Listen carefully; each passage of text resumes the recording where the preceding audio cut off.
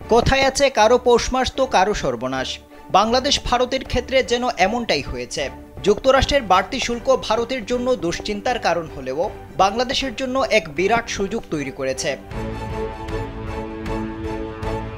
Russia থেকে তেল ও অস্ত্র কেনার জন্য ভারতের ওপর অতিরিক্ত 25% শুল্ক আরোপ করেছে যুক্তরাষ্ট্র, যা বিদ্যমান 25% শুল্কের সঙ্গে যোগ হয়েছে।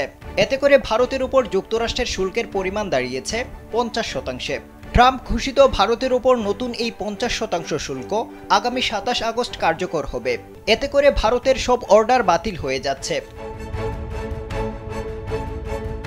ভয়াবহ এই সংকট থেকে বাঁচতে বাংলাদেশের শরণাপন্ন হচ্ছেন ভারতীয় ব্যবসায়ীরা। বাংলাদেশের পণ্যে মার্কিন শুল্ক এখন 20%। ট্রাম্পের 50% ঘোষণা কার্যকর হলে ভারতের শুল্কের হারই হবে সর্বোচ্চ। এই পরিস্থিতিতে ভারতের বিভিন্ন বাজারে যুক্তরাষ্ট্র থেকে যেসব অর্ডার এসেছিল তা বাতিল হয়ে যাচ্ছে। মার্কিন ক্রেতারা হয় অর্ডার স্থগিত করছেন অথবা বাতিল করে দিচ্ছেন। এজন্য বিকল্প হিসেবে কম শুল্কের দেশগুলোর সঙ্গে যোগাযোগ শুরু করেছেন ভারতীয় ব্যবসায়ীরা, যার মধ্যে বাংলাদেশ অন্যতম।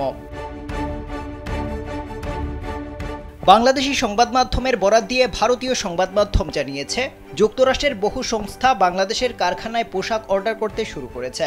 অধিকাংশ ক্ষেত্রে ভারতের বাতিল করা অর্ডার চলে আসছে বাংলাদেশে।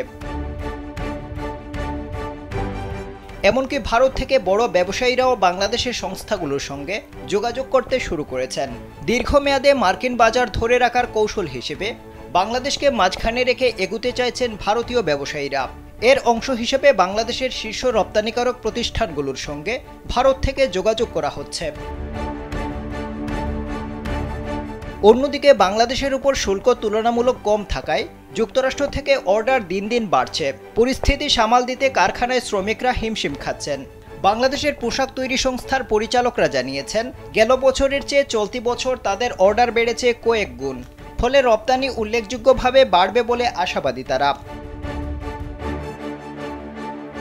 এদিকে যুক্তরাষ্ট্রের বাণিজ্যিক প্রতিনিধি দল ভারত সফর বাতিল করেছে।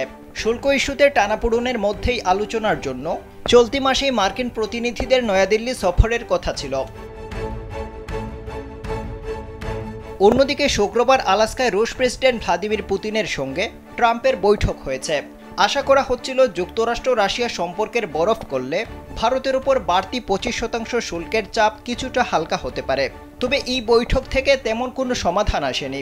ট্রাম্প পুতিন আলোচনা ব্যর্থ হলে ভারতের উপর যুক্তরাষ্ট্র আরও শুল্ক চাপাবে বলে বৈঠকের আগেই হুমকি দিয়েছিলেন মার্কিন অর্থমন্ত্রী স্কট বেসেন্ট। আফজাল হুসাইন, কালবেলা।